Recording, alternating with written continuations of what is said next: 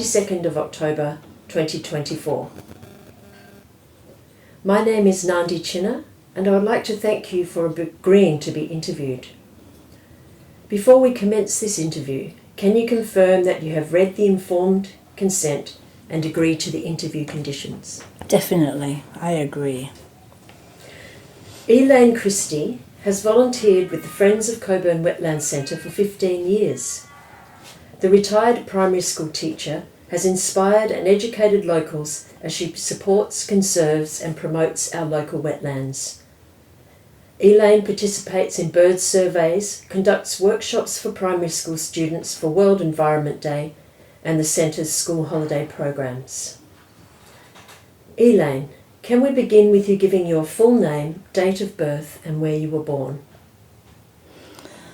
My name is Elaine Christy and I'm 26/12/1941 and I was born in a little place called Walmsley in Lancashire, which is near Bury. It's about 10 kilometres from Manchester. So I'm a Lancashire lass. Elaine, can you tell us a little bit about yourself, your childhood, where you grew up, and what were some of the influences on you as a child? Oh, easy. I grew up in the northern Pennine Range, where the Roman Road went up into Yorkshire. I had a brother that was 9 years older than me, and he used to take me out with him. So I went to places where little girls should not go. My mother in the end stopped because it was getting a bit difficult, to say the least. I'm lucky to be alive, really. So what sort of places? Well, like tobogganing down hills and then crashing down in the bottom into the frozen River Irwell, yes. Yeah, my mother was very aware of the environment, and have to mention that 1941 I was born during the war. It was an air raid. I was born, and I wasn't. My mother wasn't able to go down to the shelter, so she had me on the dining room table. Wow. Yeah, during an air raid. But she was very environmental herself. And in England, you used to have these little booklets called the I Spy books. And she'd buy them and we'd go out in the fields, and because we had hills and dales and 5-bar gates and cows and sheep, and it was mainly sheep actually, but a few cows around. You know, very, very open areas, and you have to tick off what you saw, and birds as well. So I guess I got my love of the environment without knowing it in England. And it was a built-up area, because we used to call it a reet mucky hole, because it was cotton mills. The River Irwell. So you know, it was but we were out more in the country. So back up Walmsley Church. Yeah. Were your family farmers? Or? No. My dad's an artist. That's one of his paintings up there. There's another one there.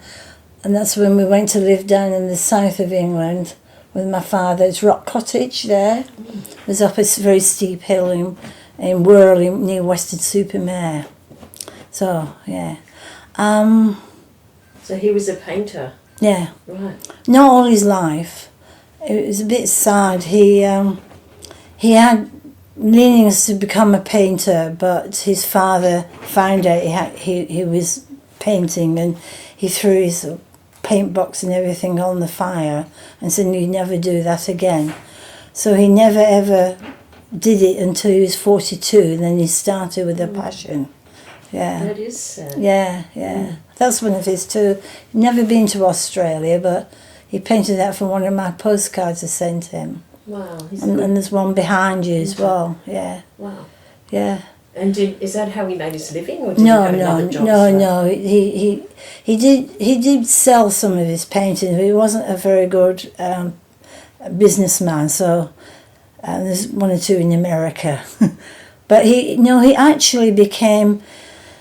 He wasn't trained with anything because our family background is my grandfather owned a mill in Ashbourne in Derbyshire, and sadly the Nestle company took it out. They went bankrupt, and so my father and all his brothers and that, they never had a trade because they never needed to work, because my grandfather's known as landed gentry. So he never got a trade, but he ended up becoming a colourist for British Paints, because obviously he had that artistry in him, colours and everything. So he did become a yes, in a way, artist. yeah. He worked as an artist. Yeah, definitely, yeah. Right. So what about this Beeliar Wetlands and the Wetlands Centre? Can you tell us about your connection to that area and how you first got involved there? Yes, I was a teacher, and I taught in various places, early childhood teacher, and I used to take my children. I can't remember how I found out it, but you just fall into these things, heard about it. So I used to, every year, wherever I was, would always take my children to the Bibber Lake Wetlands Centre, where Denise Crosby was the environmental officer, and it's just so wonderful. It's just, I mean, as you Nandi, because you're surrounded by the wetlands, it's just absolutely gorgeous. Yeah. So then when I retired, I thought, well, that's where I'm going to go. And I also, how I came about Harry de Jong slide collection, how we came about that was because one of the areas we lived in was in Kwinana. We lived in Wellard. Mm-hmm. And so we got to know Harry, plus another Harry called Harry Tebbott. And Harry Tebbott had a nursery. And at one point I worked for Leader School as a teacher, and the principal wouldn't allow me to do it, so wouldn't allow me to do environmental stuff. Oh. So I had to think of different ways of doing it. So Harry Tebbott is a nurseryman, and he said, you can bring your children after school around the back of the nursery, and we could teach them how to, grow and plant and how to mix up soil and everything. And that's how that started. So, and then Harry Tebbott was part of the Rotary, and so he came up with doing the Rotary Wildflower Park. So I joined in with that, and our kids, planted as well. And I also became a Baha'i while I was down there. And so I enlisted the Baha'is of Kwinana to help. And so it became a wonderful thing. And then in the meantime now, with Harry de Jong was, again, he was a fabulous man. Very giving of his time. And I used to get him to come to the school, or I was allowed to bring people in, to lead the school. But anywhere where I was, I'd ask him, would he come and teach, He'd even bring microscopes and everything. And particularly take the children outside and give them a piece of string and get them to circle an area of little bush. And then they had to each one in turn, a little group of, say, 6, and then they had to talk about that little piece of land. So I've just been immersed in, I guess, the wetlands forever. Mm. And Harry de Jong was an entomologist, was he? Well, not really. Well, yes, but no, he's not trained. He's like me, a citizen scientist, okay. We should call it nowadays. Yeah. He used to work for Alcoa. And he was absolutely amazing. I didn't know him as a friend, but I knew him as a colleague, I suppose, with a connection with the environment, and how the book came about, the Harry, no, not the Harry, the Spider-Man. The Spider-Man of WA. I found that, yeah. Spider-Man of WA. It's lovely. It's a nice title. Well, let me just explain first. So we used to come and teach the children, which is what I do too. It's very simple. What we all need to do is to look after the environment, and the only way you do is get any children to understand what it's all about. And Harry and I, that's what we used to do. Yeah. Well, then one day Denise said it was the 50th anniversary of the establishment of Kwinana, which I might add was designed by a female architect. Margaret Fieldman? Yeah. That's incredible. And the sad thing is, people that don't know Kwinana think of it as industrial. But when you actually live there, you see those lovely wide streets and all the trees, the planting and the greenery. When we went to live there, it's 22% of greenery. Which was incredible in those days. I think it's much less now because they're building more. And they were also doing more just grassed areas, which is not quite what it should be. But anyhow, so Denise said, look, we've got a problem. We've got Harry, and Harry was a member of the wildflowers, not the wildflower, the Wetlands Conservation Society there, and they wanted to acknowledge him, but they weren't in the area. So I was. So we do it sneaky and got sort of, afternoon tea and all that for the Kwinana Council and everything. And he by this time, Harry had dementia. And I looked at him and I thought, oh no, what's going to happen to his collection? His slides. Yes, well, the whole photographs and everything.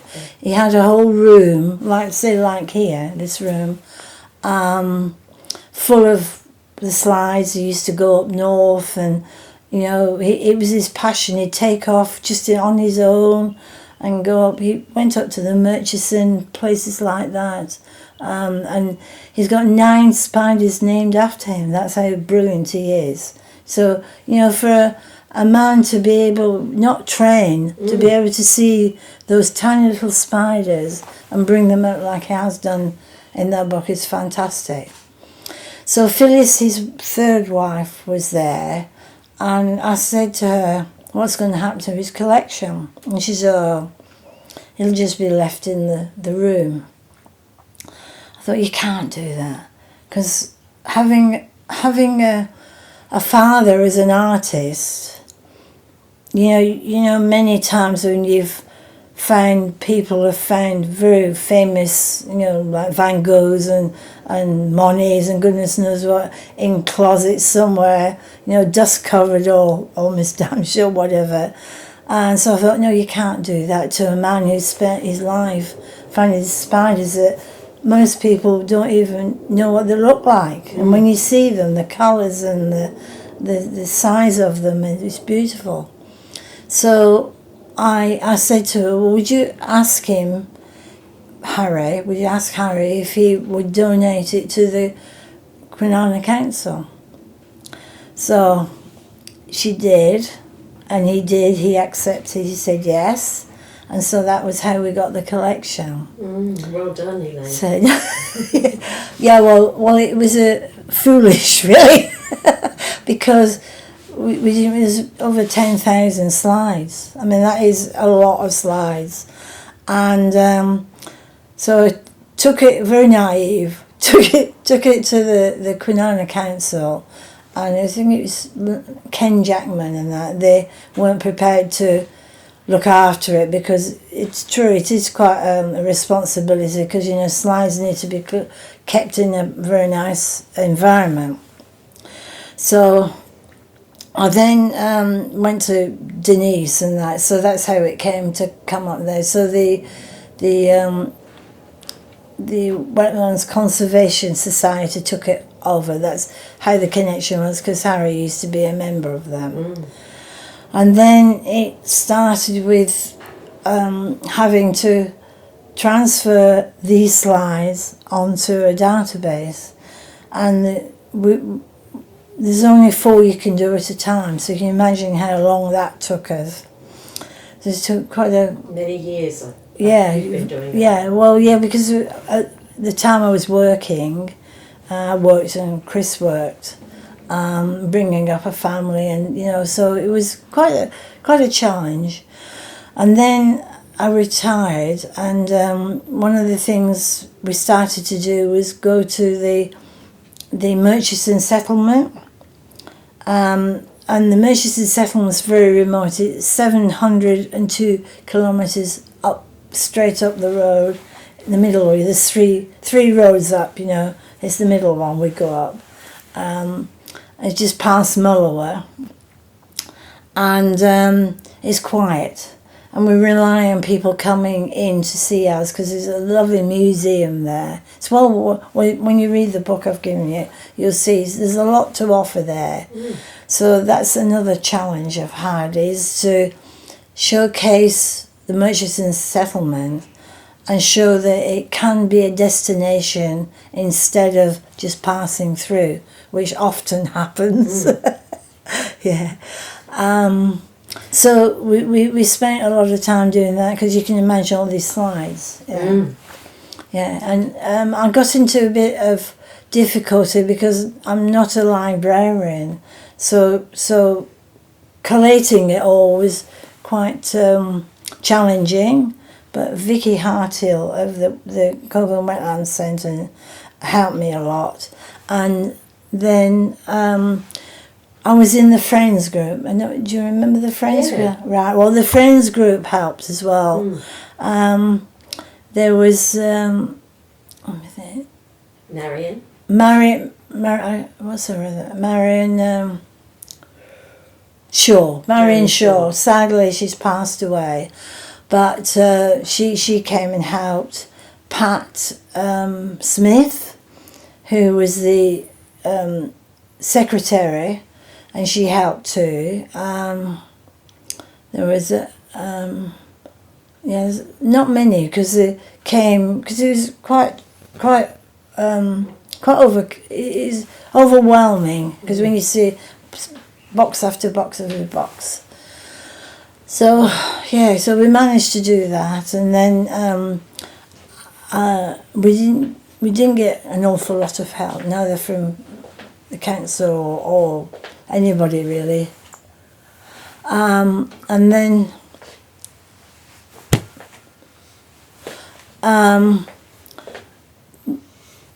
while we were doing it, Amy de Jong came into the scene, and she'd seen us on Facebook, and she asked, was it her grandfather, which it was, and her and then Denise said to me, she contacted Denise, and Denise said, look, can you take her over, because she's quite busy doing everything else. So I did, and it was lovely. She was always being very grateful that what we've done for Harry, for her grandfather. A bit sad that her children missed and her too, but she's very calm about it, very lovely about it, because it's a sad background, the actual family, really. Right. Yeah. So can I just take you back a bit? Yeah. Just to what was driving you to do all this, growing up obviously in that beautiful place, and your mum taking you out to do nature study.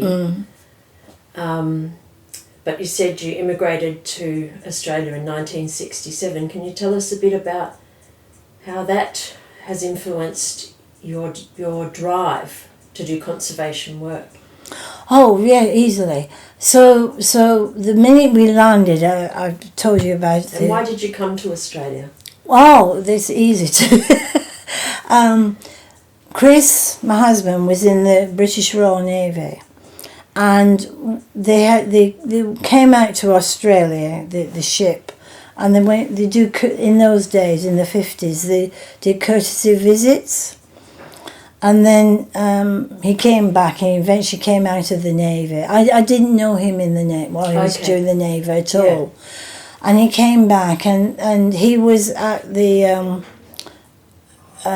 training centre for, you've got to be trained for Civvy Street. And I'd been in the Women's Royal Air Force, so we ended up at the same place in Bristol. He comes from the south and I come from the north, which is the same as the north and the south here in Western Australia. Never the twain shall meet. Yeah. And we met and we married, and I went to live with his family because my mother died when I was young, so I didn't end up with much of a family, I'm afraid. It was a bit sad.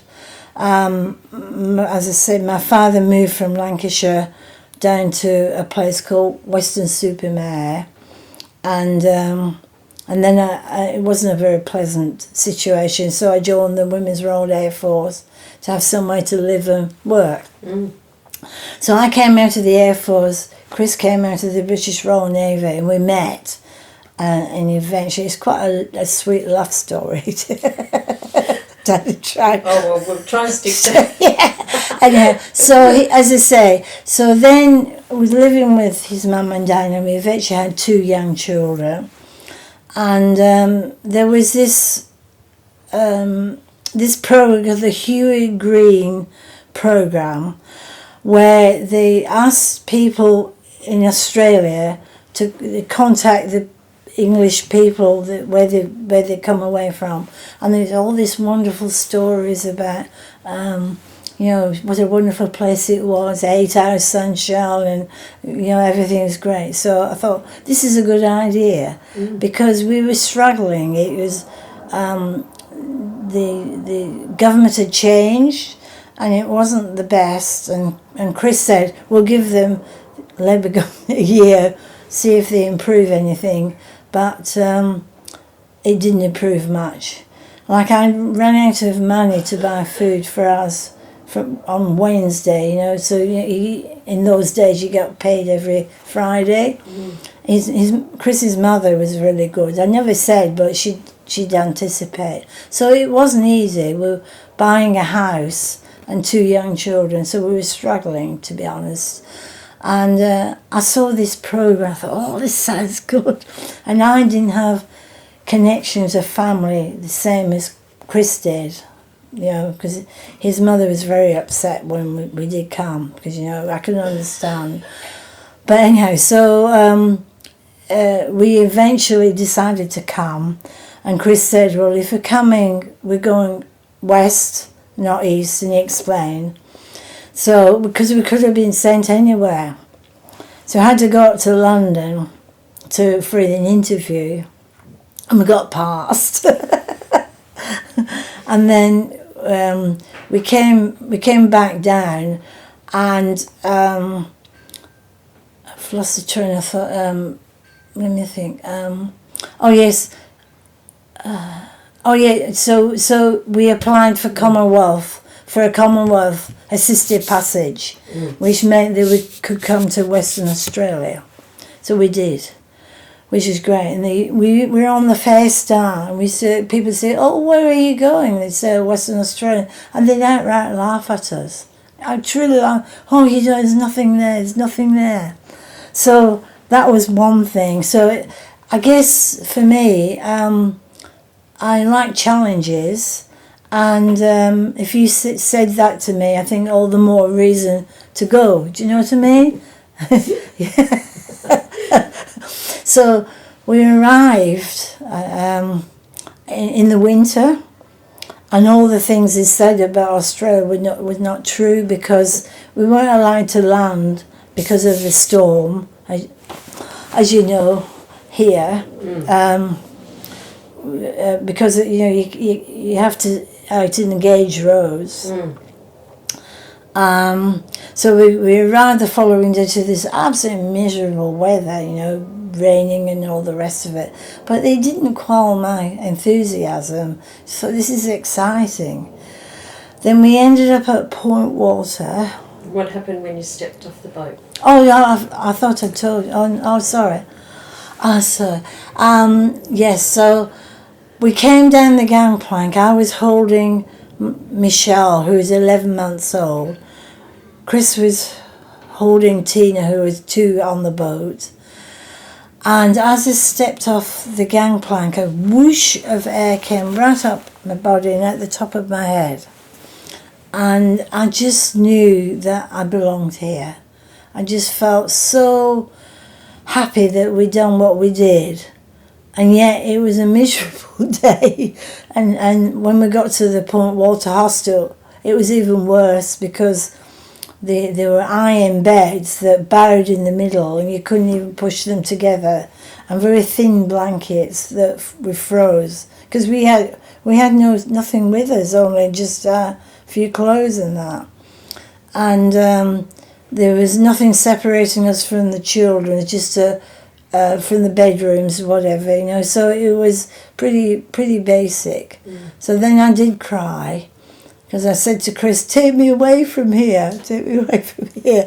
And he did. Then this is another wonderful story. So he took off to a place called Wild Catcham, and he got a job there. But he didn't take it until he'd come back for me and the children, and he took us up for the weekend to see if we liked it. And it was wonderful, because it was outback. See, so that was my first place I lived, was Wild Catcham, in the wheat belt. Wow. Yeah. And you were saying that feeling, that whooshing feeling, it was a bit like falling in love. That was like it was very euphoric. It really was. I can't tell you, but it's never left me, because if I'm unhappy or whatever, because we all get sort of a bit sad or unhappy, I'm outside in the environment, and the joy I get from going to the wetlands on a Friday, planting seeds and just knowing that the environment, that we're looking after plants and everything. And like today, I've been out doing my SERAG, Swan Estuary Reserves Action Group. We've been weeding, and you see the results of what's happening, and it just that relaxes me. I much prefer to be out than in. And you were saying that your passion for the environment, in a way, your passion for this Australian environment came from that feeling that you had when you stepped off the boat, that you loved this place and wanted to care for it. Yes.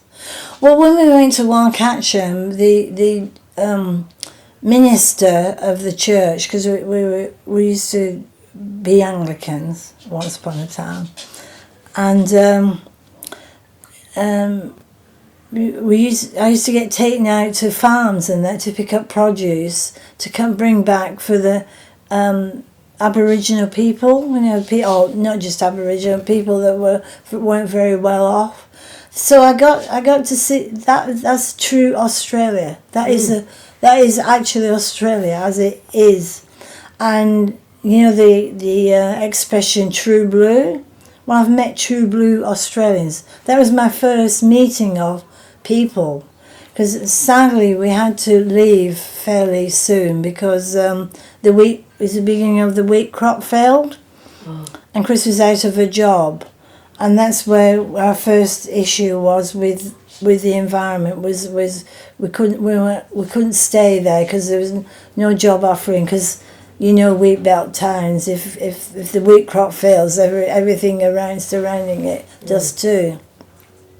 So we were given a week to leave, and we tried like Kellyberrin and Goomalling and all those places around. We can either get a house or not a job, and vice versa. So this lovely family, Elaine, I think it's Francis, her husband looked after the swimming pool in Wildcatcher, and she said, look, your best bet is to go back to Perth.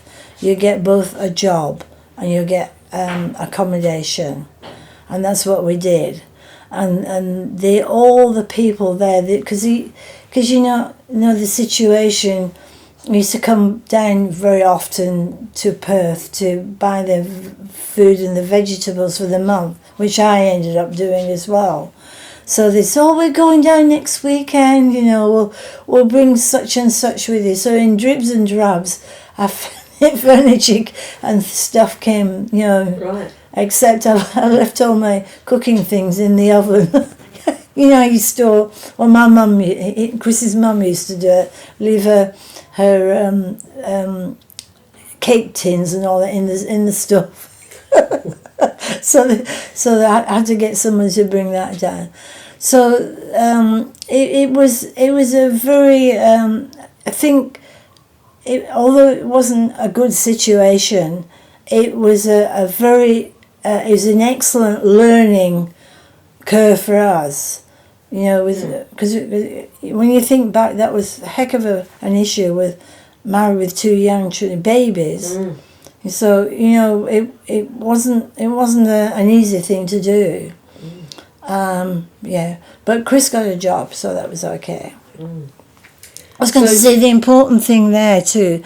I have to say, Chris used to say, "Oh, we're going out on a Sunday, like the drover's wife, go for a walk or go for a drive." And he took me out to the salt pans.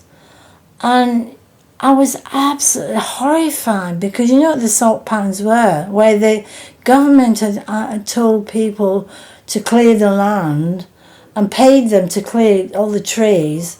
And of course, all that salt, encrusted salt. So that's where I became an activist too, because you had to sort of to the tree. So I've been part of growing trees and things like that as well. Not so much now, but those days we were doing a lot of that. Yeah, that's interesting. And encouraging farmers to not clear as much as they should because they'd reap the bad part of it, and they did. See, this is it. You've got to have good soil. Yeah.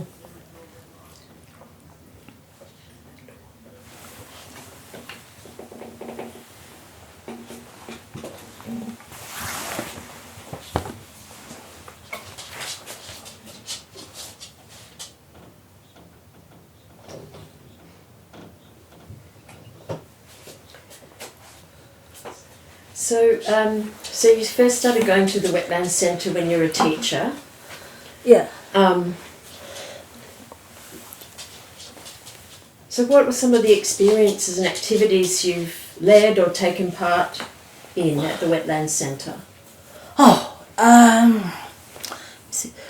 I started off while teaching. As I say, I used to go each year, and I got to know Denise, and so I'd do outings with her in later times when I left teaching and retired. What year did you retire? I think 2004. Okay. So quite a while now. And we've only got 2 children, and our family's never grown because one daughter's married, but she married a man with a family, established family. He had 3 children. He's his second wife. She's his second wife. 3 children, and they're all married. They've all got. Well, there's five grandchildren, but they have no contact with us at all. So it's a bit of a loss that our other daughter hasn't married, and she's she's a career girl. She's actually biosecurity for the bee department at Deeperd. She does have a partner, actually, Kim, who's coming to live. She's living in Guam at the moment. She runs a pearl office in Guam, but she's retiring. She's going to come and live here, so that would be nice. So we'll have some, a bit of a contact. So what I'm saying is, we've no grandchildren, so it's no good crying about it. You just replace. We've replaced with so many lovely people. So one of the beautiful things of the wetlands I absolutely love is, we call it Wild About Wetlands. So you get a double whammy, because you get the children plus the parents. And also you get, most of them are homeschooled, a lot of them are homeschooled. So you get all those parents that are really switched on to the environment. So it's just joyful, absolutely joyful. And then Denise would also do outings as well, like we'd go to the black cockatoo place. Oh, Carrican. Yeah, so we'd have frog nights, spider nights, bat nights, with, he lives just round. Joe, he lives just over the road from where he's on the other side of the Canning Highway. All right. Oakove, he lives in Oakove, where I lived in Alexandria. So, and you meet children, and you mix with children, and you share a joy of the same things that you like doing. And it's most lovely to see. Because it's no good moaning about what you can't have. You've got to really try and give people the understanding of the diversity we've got here. And once they're cotton on to it, then they become action-packed too. Yeah. Yeah. So, just talking to Phil and Rex about this, why they established the centre in the beginning. Was this education component. Yes. Was to educate the future generations about the importance of all the biodiversity in the area. So is that what you feel the main purpose of the centre has been, or is still, to do that wetland education or environmental education? Almost definitely. See, I'm learning all the time. Like, I'm not particularly, how shall I say, well, I had a stroke, so I have to, a bit limited in my brain power, so it's like, I'm always amazed with Hazel, because I go and do planting. She's a wildflower, and she reels off the names of the species, which I struggle with, because I've got, I can, part of my, this died and part of it's here, so I've had to train it up again. So it's slightly limited in that. So, and it's wonderful, you just go, you just learn yourself. And I can't, what's so nice about living here is we, all of us, there's no excuse for anybody, we all can learn ourselves and make this state fantastic. Like, I'm part of a fracking group, because not fracking, because of the safety of the mining. See, we've got huge problems with the mines here. Not I'm not saying don't mine, but I'm saying how they mine. You've got to be very careful, with the environment, because it's seeping into the water table and all that sort of stuff. So you have to learn yourself to be able to pass on to other people. And once you tell people, they're amazing, Yeah. So,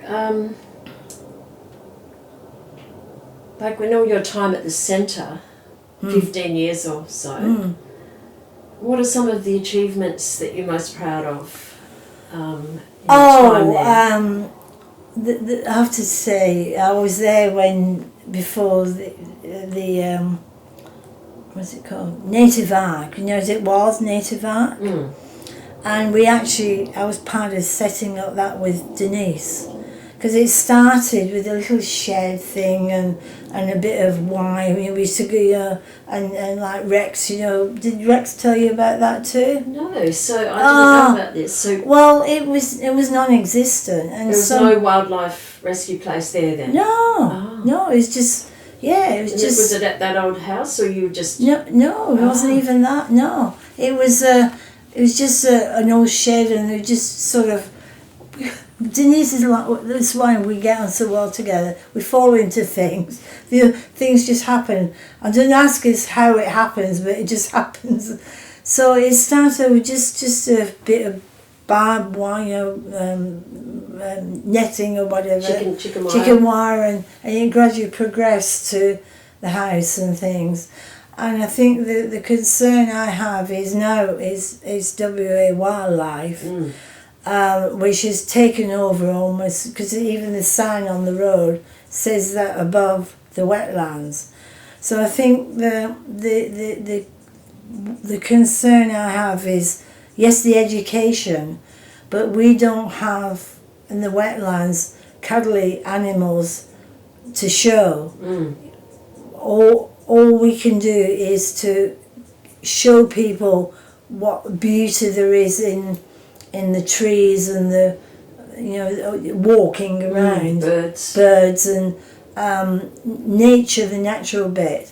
So obviously a lot of times people don't value that as much as they do having a little cuddle from a lizard or a whatever.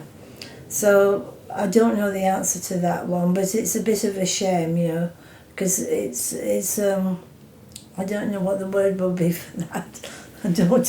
Maybe just working more closely together might. It would be nice, yeah. I mean, the point of ours to them is it's a negative side, because it's all rescues. Yeah. I see Denise every week virtually, and like there was a tragic rescue. Well, it wasn't a rescue. Denise said this lady was crying, and she's home's west and backs onto a bush, and one of her dogs had bit off a snake's tail, and this woman was in an absolute state because, well, I would be too. Denise couldn't even get sense out of her for a while because she was just so upset, and you see, that's the end product. Is the thing the man has done that. The people have done that really. So ours is more a happy place in that sense. Yeah, just a joyful education. Yes, people can learn. Yes, so I think personally that's really important. Yeah. So out of all the things you do there, I mean, I know the Harry de Jong slides have been a huge achievement. Oh yeah, it's lovely. But it sounds like working with the children and the education side is the thing that you really love. Well, I'm still quite involved because like Lani, the going into the nursery is just lovely. We're a really nice team, I'd have to say, with Denise leaving, it's been very difficult because people stayed away. So it's been a struggle. And I have to be honest, I was a bit reluctant at the beginning. But I suddenly realised it's like being a mother, isn't it, in a way, that you can't treat the environment like that. The environment's still there, so you've got to get rid of all those things and build up. And it's really beautiful what's happening now. Absolutely, I can't tell you. In fact, it makes me feel quite teary now to see what's happening. Anna is lovely, and she's genuine. She's really quietly achieving again. It's just beautiful. Lion is doing a lovely job. I mean, and what's so wonderful, I have to tell you this, what's so wonderful is that we've been collecting seeds, and then we plant seeds and cuttings and everything, and she really knows what she's talking about. She reels it all off as, it's wonderful. And we now sell, once a month, we sell plants, and we've been doing really well. And people come, and again, it's I've lost the word, it's people coming, community coming, and it's specific for the area, and the knowledge they see, because now we trained up to, we're learning how we can say things to people, and they love that. So they're asking about, what season, and I'll tell you what we've noticed too, well I have, that people are doing verge plantings now, and they want to do the right thing and what plants to buy. So I think that could be a really good movement to really emphasise that nursery, and for that particular the way it's run. I wouldn't say the plants are the cheapest, but the point is people are getting a lot of information, which is what you need too, and learning what's a good environment to have. And they're collected and grown on site. Oh yes, so they're totally endemic. Yes, and very specifically. I just you have to learn. So I say it's quite challenging for me at the moment, but not the actual doing of it, but the names of them. It's lovely. Yeah, it's probably good training for your stroke brain. Oh yeah, to be trying to learn all that. Oh yeah, don't they? Yeah, yeah. Well, yeah. So, is there anything else you'd like to say about the wetlands, about the Wetlands Centre, of its importance to you? It is. It's very important because we haven't even mentioned Norm Godfrey. There's two things I want to say. I know Norm Godfrey's background, and his family a little bit disappointed with we need to do more weeding. We haven't got enough people to do weeding. You can't be planting and selling and weeding. There's not enough. So we've got a bit further on with volunteers. And also I just found out that the seat that he has needs to be fixed. So if you could see, Chris that works in there, if you could ask him to mend it, because he's very good at mending, because I haven't got any contact with him. He does Thursday, I do Friday, and I can't do Thursday, and he can't do Friday. So I miss him. Right. So, yeah. Have you got a contact for him, by the way? No. Because I'm only there intermittently. Yeah, I see, yeah. But I did notice Norm's garden was overgrown. Yes, well this is, and Anna's trying, how we used to do it before was we used to get like say BHP or something like that, but you need somebody that knows, because there's orchids and that, so weeding is not just pulling weeds out, you've got to really know what you're doing. Like I've been this morning, we had to be very careful where we were weeding, because there's little plants coming up. So you could ask Diana Corbin. She's in the Community Wildlife Corridor. She's a plant specialist. Yeah, I saw her the other day at the AGM of this one. So tell us a bit more about Norm. Oh, he was absolutely. He set that whole. You see, that's another. So there's the native ark, while during Denise's reign, and Norm Godfrey, together, it was brilliant. Did Norm help set up Native Ark as well?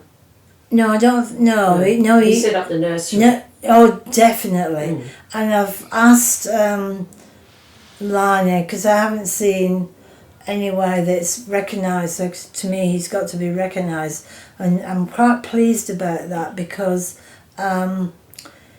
it's important. Their family know, because that's his life's work. Because he had a very difficult marriage. I think his wife was very ill for a long time. So he trained himself, and he set that up. So what we're doing now is Norm Godfrey. So I found out that they're going to call it a community nursery, which is good, but they're going to put a plaque on to acknowledge him, because it has to be more than the bench. The bench is just, anybody can have a bench, you can just pop it in, but it has to be acknowledged that he was the one that set that up. The same as Carol down at the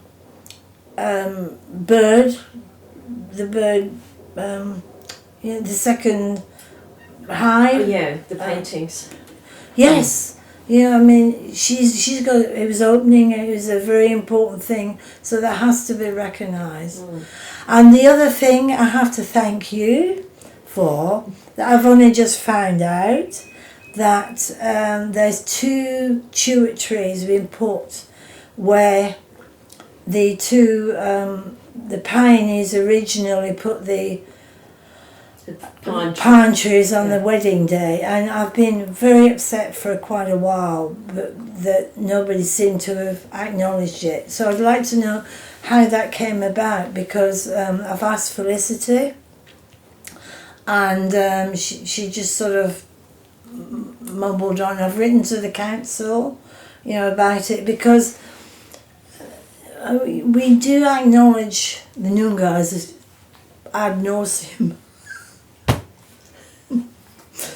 But we need to recognise the pioneers that came in very difficult circumstances and trying to grow English people, trying to grow things that with we now know the soil, and we would have done the same, the long whole of it. And so it was from them that we've now got what we've got today. Yes, well, it was good that Gail Beck from South West Land and Sea Council was planted one of the trees, and Rex planted the other. Oh, good. So it was a good act of reconciliation as well. Yes. Yeah. I set a plan I had in mind to have 2, when they were still there, the 2 totems, one for the Noongas and one for the pioneers, and then have a circle, so you could be a talking point, circle, because we're connecting. So anyhow. Well, there's a bench there as well. Yeah. That's carved out of one of the big old marri trees that was felled.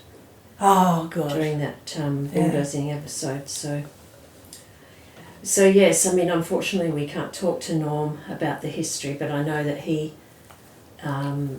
was there in the very beginning when they applied to get the building and everything. So yes, the input that Norm's had is incredible. Yeah. Well, we're using his knowledge, and he taught him, like Harry de Jong. These people are so important in the past that we must recognise their worth, what they did. Without them, we wouldn't have what we've got today. That's so important, that is. And like you said, they're citizen scientists. Yes. They're not being paid to do any of it. No. Did it out of love. Out of love. What they did, yeah. Yes, I remember Norm gently showing me how to put the seedlings in around North Lake. Yes. And the thousands and thousands of people that he would have shown how to plant trees. Thousands now, yeah. See, his what's the word? his Generosity, I forgot. knowledge. Knowledge, yeah, but it is. And he did it in difficult circumstances. He had brought up a family, so it's very important for them, like the children of his children and the grandchildren, to know that he sacrificed a lot for doing what he did, because he worked as well. He's a poet. And he wrote poetry. Yeah. Yeah, I've read his book. Have you got? Yeah. Yeah, I haven't got it, but it was at the centre. Yeah, I've got one, because he went to his funeral. Wow. It was just lovely. Unfortunately, I was away when he passed away. Yeah, absolutely lovely. Yeah, yeah. Well, is there anything else you'd like to say about your role at the centre, what it means to you? Oh, it means I just really enjoy it. I think everybody's. It's really. I have to admit it. It was not very nice. It was rather toxic for a while, and you go and it was just. Yeah, have to take a deep breath, but it's not like that. It's done its dash. It's done its dash. But I'd like to acknowledge Denise, absolutely, as a person. She she's just so much knowledge that she's got such a lovely manner about how she imparts with children. It's a joy to watch her with children. That she focuses completely on that. You could ask her something, you're not there. Do you know what I mean? So she's got that wonderful quality that is rare. It's just lovely, absolutely. So and it's a joy to see that she's doing okay now. Because don't you? Yeah, that's good. Yeah, very happy with that. Yeah. All right. Well, thank you so much for talking to us today. And it's been a great pleasure to hear your stories and your involvement with the Wetlands Centre, and also thank you for all the work that you do. Oh, thank you. Oh, yes. Before we go, let's list off all the groups you're in. Oh, yeah. So there's... Well, I'm very involved. Seagrass is actually my actual thing. I spent many years running a group called the Rockingham Bay Seagrass Monitoring Group, and I've presented in five countries overseas. Their findings and that. I still do seagrass with Jeff Cosgrove in the river because, unfortunately, I'm now an OBE, so it means that the insurance for people of our age is a bit prohibitive. So I've had to, the ocean's very strong, so I had to really finish that. But I'm still doing in the river, and we've got this study where the black swans were overfeeding on the Holophila ovalis. So it's been 5 years now. So I work in the laboratory when it comes up now. And it's just wonderful because you got young people, and don't think that young people are not switched on, because they are. It's lovely working with them, absolutely gorgeous. So that's the seagrass, and then I do dolphin monitoring, and it's very critical at the moment. We've established this dolphin watch strategic plan because of the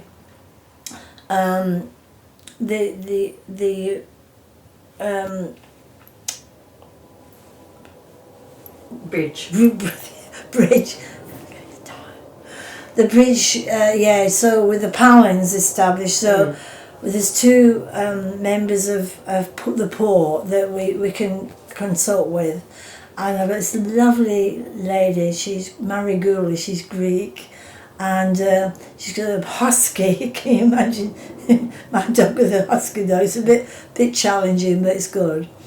And every Saturday morning from 7:30 to 9:30 we go. We've got a lovely spot at the Merv Cowan Park, and there's the view of the river. You can see the sweep of the river up and downstream. So we check for the dolphins. We do an hour up top, and then we go down through the left bank steps, and we then watch for an hour or so, and we do lots of again teaching with the children, with anybody who's walking along. They ask what you're doing, and you explain that, you know, the dolphins, because most people don't realise the dolphins live in the river. So there actually there's 26 of them live in the river. They come in and out. And very exciting was last week we had two boy dolphins, bottle nose and I've forgotten his name now, and it came in the river. So they brought a female in, so a different one. So it's interesting to see all that happening. Yeah. And then you're in the Swan Estuary Reserves Action Group as well. Oh yes, that's brilliant too. So you look after the estuary, the weeding and... Yeah, weeding and planting. We finished the planting now for this season, yeah. And then we're weeding today to keep the weeds down, sedges going, because this is another thing that you realise with the sea levels rising. So of course the estuary levels are rising too. So we've got to bolster up the coast, you know, the edges. Yeah, we're trying to. It's Melville Council, I might add, but they've put a little reserve in there, and so we weeded there last week, so that's good. We've got a fairy wren area where the fairy wrens come, and today the cockatoos were absolutely so noisy. And then the osprey came. I don't know what he was up to, but there was about 6. He was harassing about 6 pink and grey gallahs, and it's incredible. They went, oh, terrible noise going, and he's swirling around. So I don't know whether he was after them for food or just harassing them.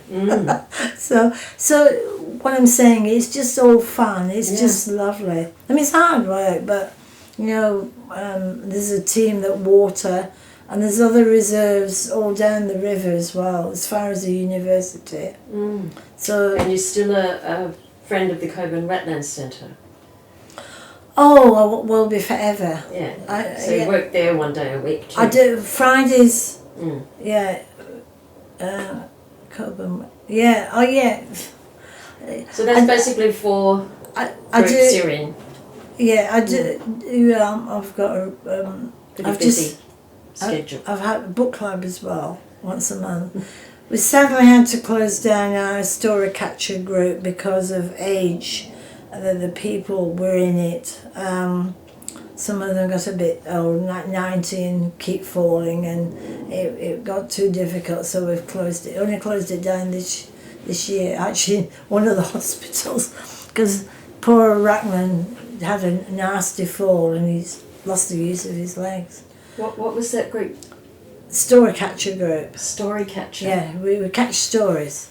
Oh. It started off with Rackman at the Gliding Centre, and we find he got a bit old, so I ended up taking it over. So we have it here. We used to meet and we'd all do a story each. We do, was it 6 minutes? That's right, 6 minutes, and 4 minutes for questions or feedback. We choose a topic every week. Something about 80 of them. Yeah. So that was good. Got Chris in, so got his war efforts and things. Oh, that's lovely. Yeah. All right then. Well, we better leave the interview at that. We've been talking a while. Yeah. How long? Oh, over an hour. God, seeing me rambling on.